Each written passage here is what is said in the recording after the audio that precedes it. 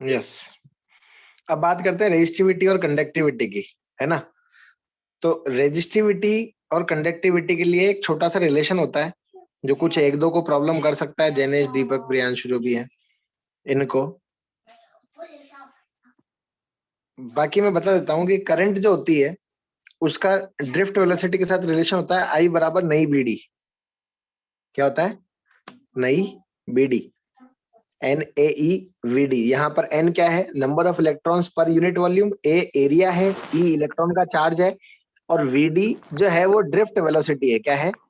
Drift velocity. Drift velocity मतलब जैसे एक लाइन में लगते हैं ना अपन को, वैक्सीन लगवाने के लिए गए तब, या जांच करवाने के लिए गए तब, या टिकट खरीदने गए तब, तो जैसे बहुत, या मंदिर, सबसे बेस्ट एग्जांपल होता है मंदिर में लगने वाली लाइन।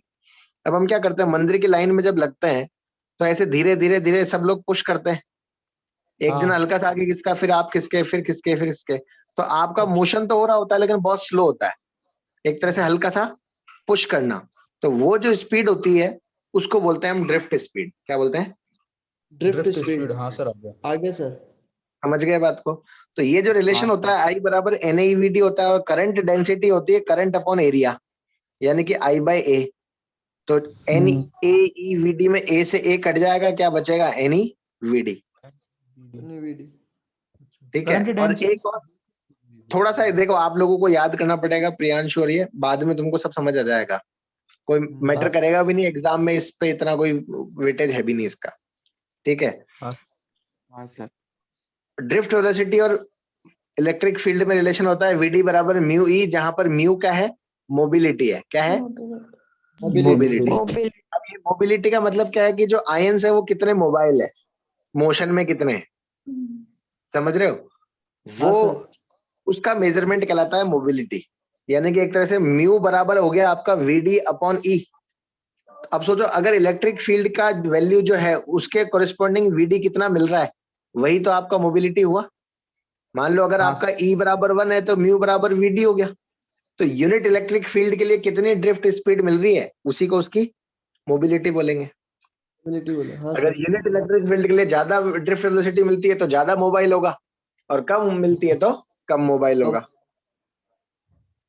ठीक। हाँ सर। यहां से J बराबर सिग्मा ई, ये ओम्स लॉ का एक माइन्यूट फॉर्म होता है। ठीक है। या यूं कह लो वेक्टर फॉर्म होता है ओम्स लॉ का, जहां पर J क्या है? करंट, सिग्मा जो है वो कंडक्टिविटी है, और E जो है वो इलेक्ट्रिक फील्ड है। ठीक। तो सिग्मा जो होगी वो रेजिस्टिविटी का रेसिप्रोकल होगी। क्या होगी? रेजिस्टिविटी का रेसिप्रोकल। क्लियर है यहाँ तक? हाँ सर। Yes sir. हाँ सर। इतना आपको याद होना चाहिए, नहीं होता है तो मैं करवा दूंगा जब मौका मिलेगा तब। ठीक। अब देखिए, सेमीकंडक्टर्स और उसके जो दो बेटे हैं P टाइप और N टाइप, उनके अंदर इनका कंपैरिजन क्या होगा? देखिए, इंट्रिंसिक में Ne बराबर NH होगा, P टाइप में NH ज्यादा होगा Ne से, और N टाइप में Ne ज्यादा होगा NH से। यानी कि अगर J बराबर NeVD बोलता हूं तो कंडक्टिविटी जो होगी वो इंट्रिंसिक में तो इलेक्ट्रॉन की ड्रिफ्ट और होल की ड्रिफ्ट के सम के इक्वल होगी। हाँ, इक्वल होगी, मल्टीप्लाइड बाय Ne तो बोलना ही है ना। इसके अंदर केवल और केवल VH होगा, और इसके अंदर केवल और केवल VE होगा। समझ गए? ये हो गई इनकी करंट डेंसिटी। सिग्मा जो होता है वो 1/ρ होता है, तो En म्यू E और म्यू H, इस केस में ओनली म्यू H और इस केस में only mu E। Yes sir. Yes sir, आ गया। क्लियर है? हाँ सर। हाँ हाँ सर। अब देखिए आप, ये पॉइंट्स है, ये आपको पढ़ने हैं। ठीक है। दीज आर द फैक्ट्स जो आपको याद होने चाहिए, या यूं कह लो पता होने चाहिए। ये मैथमेटिकल फॉर्मूला है कि number of electrons reaching from valence band to conduction band at any temperature T जो होगा वो होता है N बराबर A T की पावर 3/2 E की पावर माइनस का डेल्टा EG अपॉन 2 KT। जहां पर के बोल्ट्जमैन कांस्टेंट है, ए कोई कांस्टेंट दिया हुआ होगा, ईजी जो है वो एनर्जी गैप होगा between the valence band and conduction band. ठीक। हाँ प्रैक्टिकली Yes, ये sir. ऑब्जर्व किया गया कि रूम टेम्परेचर पर लगभग 10⁻12 सिलिकॉन एटम्स में से केवल एक इलेक्ट्रॉन वीबी से सीबी में जाता है, और जर्मेनियम के लिए वही चीज जो है वो 10⁹ में से एक इलेक्ट्रॉन जाने का बनता है। मतलब एक तरह से जर्मेनियम का कंडक्शन थोड़ा ज्यादा आसान होता है सिलिकॉन के कंपैरिजन में। हाँ सर। ठीक। लेकिन ये जो हाँ। वैल्यूज है सिलिकॉन के इतने एटम 10⁻12 एटम्स या फिर जर्मेनियम के 10⁹ एटम्स में एक ही इलेक्ट्रॉन जाता है, यानी कि इनकी जो कंडक्टिविटी होती है वो बहुत पुअर होती है। हाँ हाँ हाँ, सर। सर. समझ में आ रही है बात? हाँ सर। सेमीकंडक्टर्स के अंदर ओम्स लॉ जो है वो ओबे तो होता है, लेकिन बहुत लो इलेक्ट्रिक फील्ड पर, यानी कि लगभग 10⁶ वोल्ट पर मीटर से कम के लिए। इसके बाद क्या होता है कि करंट की वैल्यू जो है वो बहुत ज्यादा हो जाती है, या यूं कह लो इंडिपेंडेंट हो जाती है इलेक्ट्रिक फील्ड के। वो कैसे होती है जानने के लिए हम ग्राफ पढ़ेंगे तब समझ आएगा आपको आगे। ठीक। हाँ, सर. हाँ, सर. हाँ सर। जो साइज ऑफ डोपेंट होता है, यानी कि जो इम्प्योरिटी एटम होता है, अशुद्धि जो होती है, उसका साइज लगभग सेम होना चाहिए क्रिस्टल एटम के बराबर, ताकि क्या होगा कि जो सॉलिड का क्रिस्टलाइन स्ट्रक्चर है वो चेंज नहीं होगा। नहीं। मतलब एक्चुअली ऐसा नहीं होता कि अपन है ना एक जर्मेनियम लिया और या यूं कह लो जर्मेनियम का एक बॉल टाइप, या जैसे आटे की लोया वो होता है ना आटे से रोटी बनाने के लिए। हाँ. हाँ सर। तो हाँ। अच्छा, और अच्छा है, आपने एम सील देखी है? हाँ सर हाँ, सर. देखिए। देखिए. एम सील के अंदर दो तरह के मटेरियल आते हैं, एक हाँ, व्हाइट और एक ग्रे या ब्लैक ऐसा कुछ। फिर इनको black मिक्स color. किया जाता है। हाँ. ठीक है, इनको तब तक मिक्स करते हैं जब तक ये दोनों मिलकर सिंगल एक जैसा नहीं बन जाए।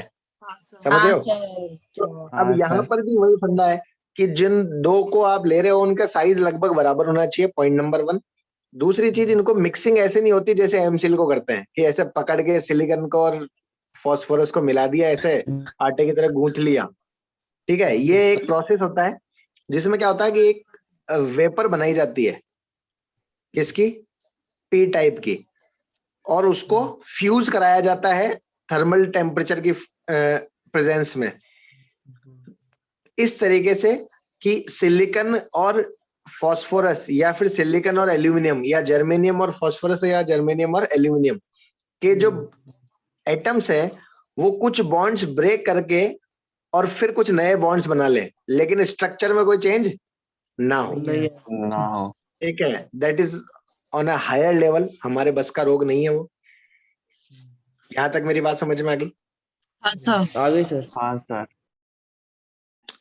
डोपिंग की वजह से जो लैटिस स्ट्रक्चर है वो डिस्टर्ब नहीं होना चाहिए, इसलिए हम लोग क्या करते हैं, डोपिंग की जो कंसंट्रेशन है वो बहुत कम रखते हैं। मतलब ऐसा नहीं होगा कि बहुत ज्यादा कचरा मिला दिया, जैसे आटे में नमक डलता है तो हाँ आपने सर। देखा होगा आधी से ज्यादा परात भर के अगर आटा लेते हैं हम, तो उसके अंदर हम 1 चम्मच नमक डालते हैं मैक्स टू मैक्स। हाँ. तो अगर आटे के मॉलिक्यूल्स को गिना जाए तो मिलियंस ऑफ मिलियंस होंगे, हाँ उनके सर। कंपैरिजन में नमक के मॉलिक्यूल्स कितने होंगे बताओ? बहुत लिमिटेड। हाँ सर।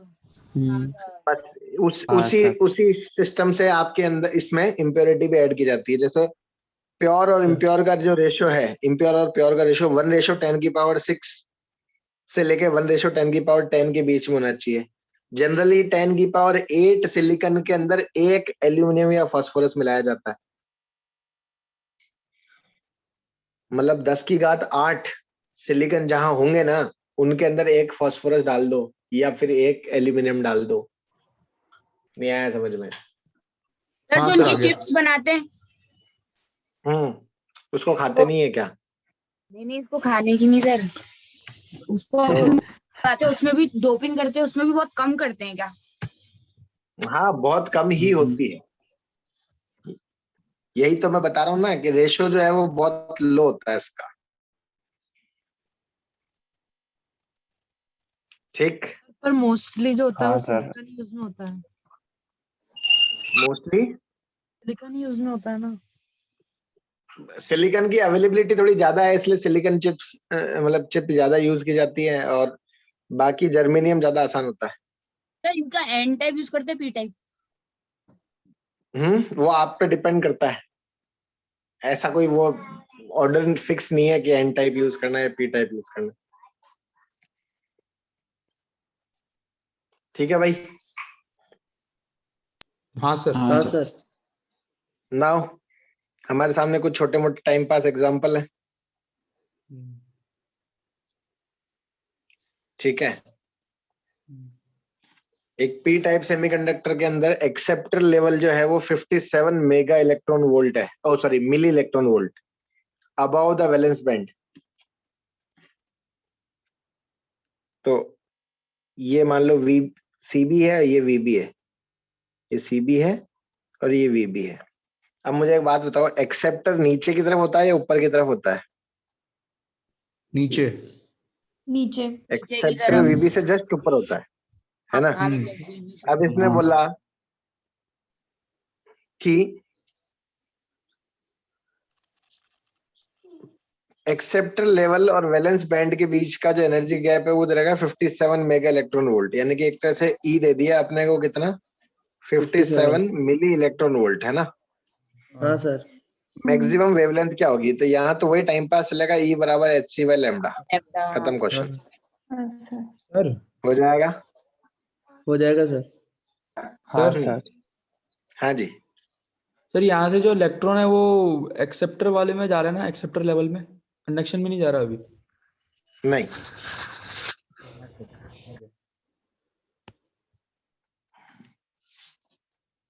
चलें आगे। Yes sir. Yes sir. अब मैं आपके ऊपर छोड़ता हूँ ये 4 सवाल और ये 3 सवाल, 7 सवाल ये आपको करने हैं आज, और कल डाउट पूछ लेना सेकंड हाँ, एग्जाम्पल से लेके इस फोर्थ क्वेश्चन तक, ताकि हाँ। कल हम पढ़ेंगे पीएन जंक्शन का फॉर्मेशन, और कल ही अपना पीएन जंक्शन का फॉरवर्ड रिवर्स ये सारा कंप्लीट हो जाएगा। Yes sir. ठीक है, कल का पूरा लेक्चर पीएन जंक्शन पे जाएगा हमारा।